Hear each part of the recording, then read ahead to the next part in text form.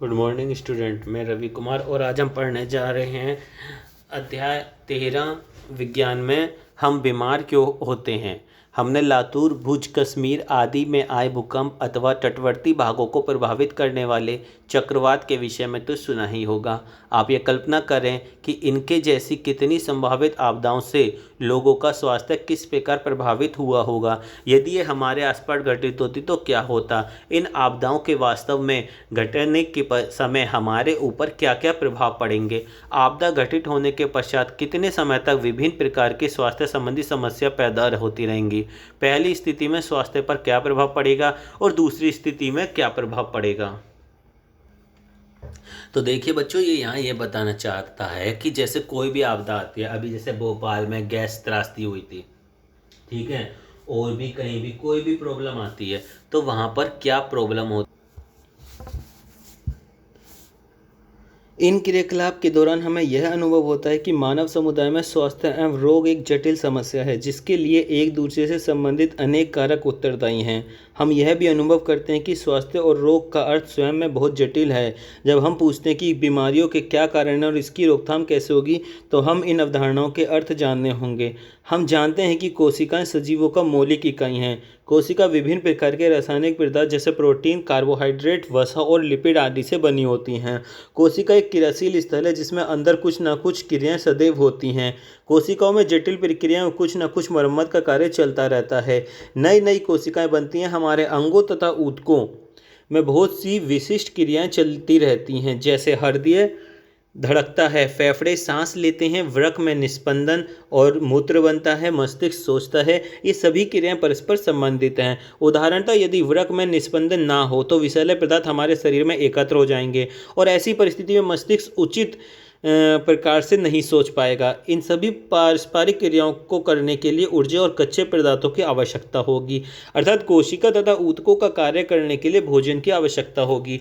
ऐसा कोई भी कारक जो कोशिकाओं और ऊतकों को उचित प्रकार से कार्य करने से रोकता है वह हमारे शरीर की समुचित क्रिया में कमी का कारण होता है। उपरोक्त सभी तथ्यों को ध्यान में रखकर हम स्वास्थ्य तथा रोग की अवधारणाओं को समझेंगे।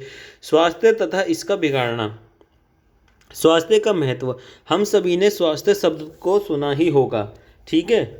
अब इस शब्द का प्रयोग भी हम प्राय करते हैं, जैसे कि हम कहते हैं कि मेरी दादी का स्वास्थ्य आज अच्छा नहीं है। हमारे अध्यापक भी इस शब्द का प्रयोग करते हैं जब कहते हैं कि हमारी अभिवृत्ति स्वस्थ नहीं है।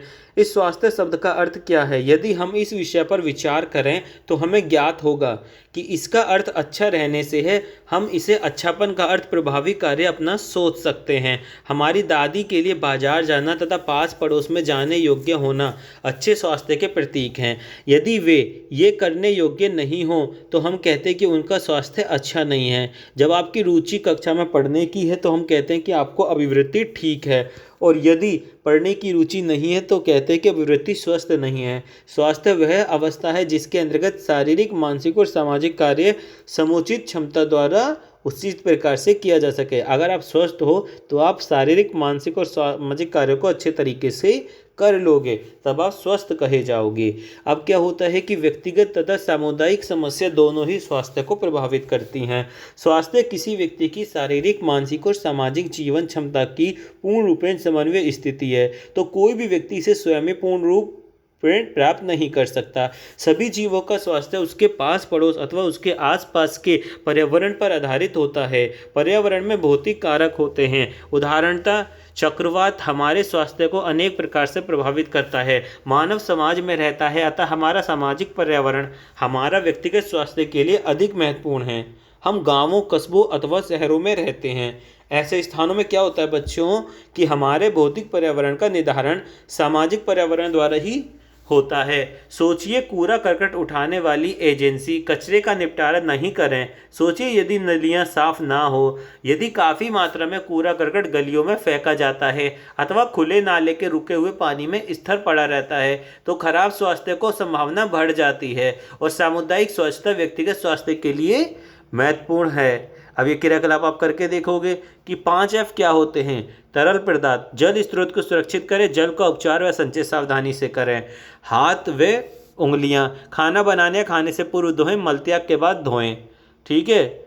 मक्खियों व कीड़े खाद को ढककर रखें, खाने को मक्खियों को नियंत्रित करके रखें।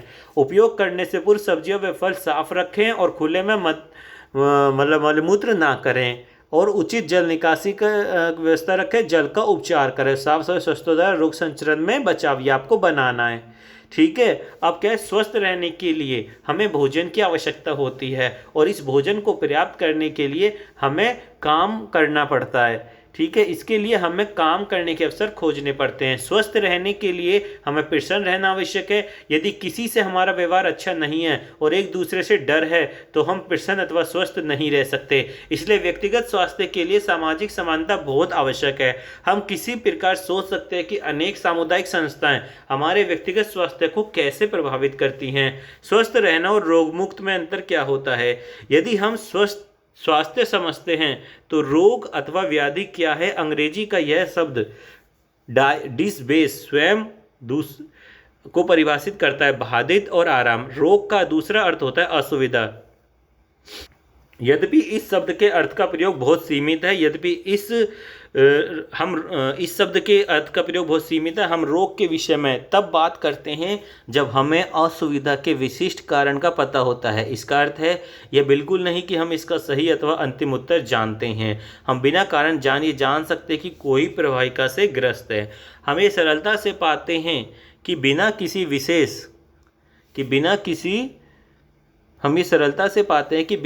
विशेष रोग के भी आप अस्वस्थ हो सकते हो। केवल कोई रोग ना होने का अर्थ यह नहीं कि आप स्वस्थ हैं। नर्तक के लिए अच्छे स्वास्थ्य का अर्थ वह चेष्टापूर्वक अपने शरीर द्वारा विषम परिस्थितियों की मुद्रा अभिव्यक्त कर सके। संगीतकार के लिए इसका अर्थ वह लंबा श्वास ले सके, वह अपनी बांसुरी में स्वर को नियंत्रित कर सके। और हमें अपनी विशिष्ट क्षमताओं को नियंत्रित करने का अवसर भी वास्तविक स्वास्थ्य के लिए आवश्यक है। इस प्रकार हम किसी रोग के लक्षणों को अभिव्यक्ति के बिना भी अस्वस्थ हो सकते हैं। यही कारण है कि हम स्वास्थ्य के विषय में सोचते हैं, हम समाज तथा समुदाय के विषय में सोचते हैं, हम रोग के विषय में सोचते हैं, हम सिर्फ अपने बारे में विचार करते हैं।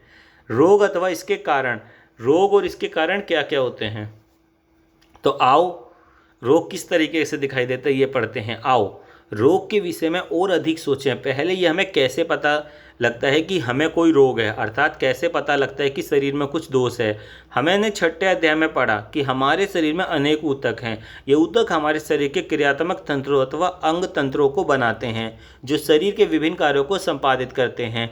हर अंग तंत्र का अपना एक विशेष अंग होता है जिसका एक विशेष कार्य होता है। जैसे पाचन तंत्र में आमाशय तथा आंत्र होते हैं जो हमारे द्वारा खाए गए भोजन को पचाते हैं। ठीक है। शरीर को संभालता है और शरीर की गति में सहायता करता है कौन? पेशी कंकाल तंत्र। जब कोई रोग होता है तब हमारे शरीर के एक अथवा अनेक अंग तंत्रों में क्रिया अथवा संरचना में खराबी परिलक्षित होती है और ये बदलाव रोग के कारण दर्शाते हैं। रोग के लक्षण हमें खराबी का संकेत देते हैं। इस प्रकार सिर दर्द, खांसी, दस्त, किसी घाव में पस आना या ये सभी लक्षण हैं। इन लक्षणों से किसी न किसी रोग का पता चलता है, लेकिन इनसे यह पता नहीं चलता कि कौन सा रोग है। उदाहरण के लिए सिर दर्द का कारण परीक्षा का भय अथवा इसका अर्थ मस्तिष्क का वर्ण शोध होना अथवा दर्जनों बीमारियों में से एक हो सकता है। रोग के चिन्ह वे जिन्हें चिकित्सक लक्षणों के आधार पर देखते हैं। लक्षण किसी विशेष रोग के बारे में सुनिश्चित संकेत देते हैं।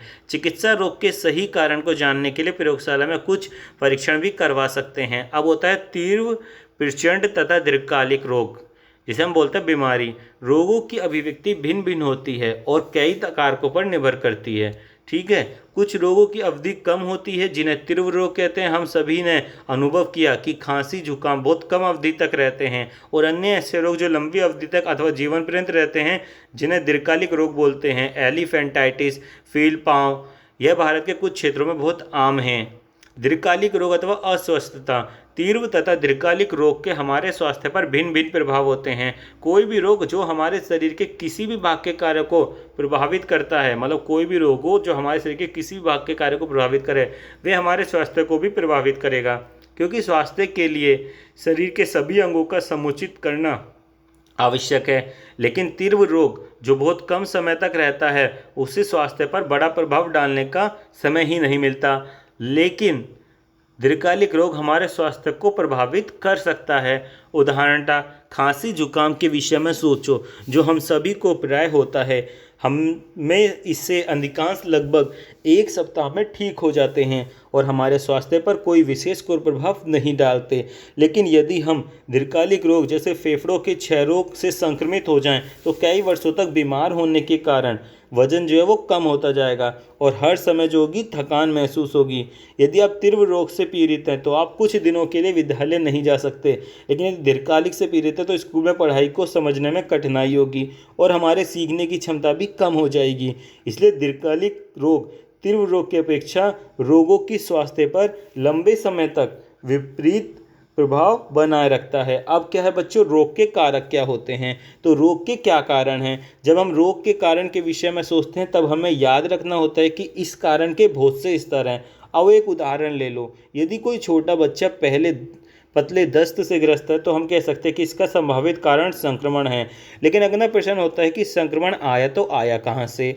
मान लो कि हमें पता चला कि संक्रमित दूषित जल से पीने से आता है, लेकिन अन्य बच्चों ने भी तो दूषित जल पिया, तब किसका क्या कारण है? एक ही बच्चे को क्यों दस्त लगे? इसका एक कारण है कि बच्चा का स्वास्थ्य ठीक नहीं हो, जिसके परिणामस्वरूप ऐसा संभव हुआ कि जब वह बच्चा संक्रमण के संपर्क में आया तो वह बीमार हो गया, जबकि अन्य बच्चे नहीं हुए। अब ये प्रश्न उठता है कि बच्चा स्वस्थ क्यों नहीं है? शायद बच्चे का पोषण ठीक ना हो और वह पर्याप्त भोजन नहीं कर पाता हो। अतः पर्याप्त पोषण का ना होना ही रोग का दूसरा कारण है। बच्चा पर्याप्त पोषण क्यों नहीं पाता? शायद बच्चे के माता पिता गरीब हों। यह भी संभव है कि बच्चे में आनुवंशिकता भिन्नता हो जो रोग कारक के संपर्क में आने पर पतले दस्त से प्रभावित हो। केवल आनुवंशिक विभिन्नता अथवा कम पोषण भी बिना रोग कारक के पतले दस्त नहीं उत्पन्न कर सकते, लेकिन ये भी रोग के कारण में सहयोगी बनते हैं। अब क्या होता है कि बच्चों के लिए साफ पानी उपलब्ध क्यों नहीं था? शायद जहाँ बच्चे का परिवार रहता है वहाँ पर खराब लोक सेवाओं के कारण पानी साफ उपलब्ध ना हो।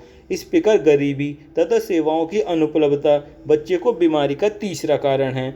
अब ये स्पष्ट हो गया कि सभी रोग के तात्कालिक कारण और सहायक कारण होते हैं। अब क्या होता है बच्चों, संक्रामक अथवा असंक्रामक रोग। हमने देखा कि जब कभी रोग के कारणों के विषय में सोचें तो हमें लोक स्वास्थ्य तथा समुदाय स्वास्थ्य संबंधी कारकों को ध्यान में रखना चाहिए। इस विषय में हम चर्चा करते हैं कि रोग के तात्कालिक कारणों के विषय में सोचना अच्छा है, क्योंकि ये दोनों भिन्न भिन्न प्रकार के होते हैं। रोग के कारणों का एक वर्ग संक्रामक कारक है, जो अधिकांशतः सूक्ष्म जीव होते हैं। वह रोग जिनके तात्कालिक कारक सूक्ष्म जीव होते हैं उन्हें संक्रामक रोग कहते हैं। इसका कारण यह है कि सूक्ष्म जीव समुदाय में फैल सकते हैं और इनके कारण जो होते हैं वो इनके साथ फैल जाते हैं। दूसरी तरफ कुछ रोग ऐसे होते हैं जो संक्रामक कारक द्वारा नहीं होते, उन्हें कारक भिन्न होते हैं, लेकिन वे भारी कारक जो सूक्ष्मजीव नहीं होते वे समुदाय में फैल सकते हैं। उदाहरण के लिए कुछ प्रकार के कैंसर आनुवंशिक समानता के कारण होते हैं। उच्च रक्तचाप का कारण अधिक वजन, व्यायाम न करना। पेप्टिक व्रण अथवा नोबेल पुरस्कार। कई वर्षों से हम सोचते थे कि पेप्टिक व्रण जो आमाशय तथा ग्रहणी में एसिडिक संबंधित दर्द तथा रक्तस्राव करता है वह का कारण रहने सहने का ढंग है। प्रत्येक व्यक्ति सोचता था कि परेशानी भरे जीवन से आमाशय में एसिड का स्राव होता है, जिसके कारण पेप्टिक व्रण होता है। 2 ऑस्ट्रेलियाई वैज्ञानिकों ने पता लगाया कि एक बैक्टीरिया हेलिबैक्टर पायरिल पेप्टिक व्रण का कारण है। पर्थ ऑस्ट्रेलिया के रोग विज्ञानी रॉबिन वॉरेन ने छोटे छोटे वक्राकार बैक्टीरिया को अनेक रोगियों के आमाशय के निचले भाग में देखा। बेरी मार्शल एक चिकित्सक ने वॉरेन की खोज में दिलचस्पी ली। उन्होंने इस स्रोत से बैक्टीरिया का संवर्धन करने में सफलता प्राप्त की। अपने उपचार अध्ययन करने में मार्शल तथा वॉरेन ने पता लगाया कि रोगी के पेप्टिक व्रण का उपचार तभी होगा जब बैक्टीरिया को आमाशय में मार दिया जाए। मार्शल तथा वॉरेन के इस अद्भुत कार्य के लिए विश्व समुदाय आभारी है। पेप्टिक व्रण अब दीर्घकालिक अथवा अस्थायी स्थिति वाला रोग नहीं है, बल्कि कुछ समय तक प्रतिजैविक के उपचार में ठीक हो जाता है। इस खोज के लिए मार्शल तथा वॉरेन को शारीरिक विज्ञान तथा औषधि के लिए 2005 में संयुक्त रूप से नोबेल पुरस्कार मिला। रोगों के फैलने के तरीके और उनके उपचार करने की विधि, सामुदायिक स्तर पर उनके निवारण की विधियां विभिन्न रोगों के लिए भिन्न भिन्न होती हैं। यहाँ पर निर्भर करता है कि तात्कालिक कारण संक्रामक है अथवा असंक्रामक। ऐसे 3 कारण लिखिए जिसमें आप सोच सकते हो कि आप बीमार हो और आप चिकित्सक के पास जाना चाहते हो। चिकित्सक के यदि इनमें से एक भी लक्षण हो तो क्या आप फिर से चिकित्सक के पास जाना चाहेंगे? क्यों अथवा क्यों नहीं, इसके बारे में आप लिखोगे। निम्नलिखित में से किसके लंबे समय तक रहने के कारण आप समझते हो कि आपके स्वास्थ्य पर उसका बुरा प्रभाव पड़ेगा, और क्यों? यदि आप पीलिया रोग से ग्रसित हो, जू हो या मुहासों से ग्रसित हो। अब क्या होता है बच्चों कि आज के लिए इतना ही काफ़ी है। अब हम करेंगे कल स्टार्ट संक्रामक रोग। ठीक है बच्चों, ये लिख लेना जो ऊपर मैंने पढ़ा है। ओके, जय माता दी।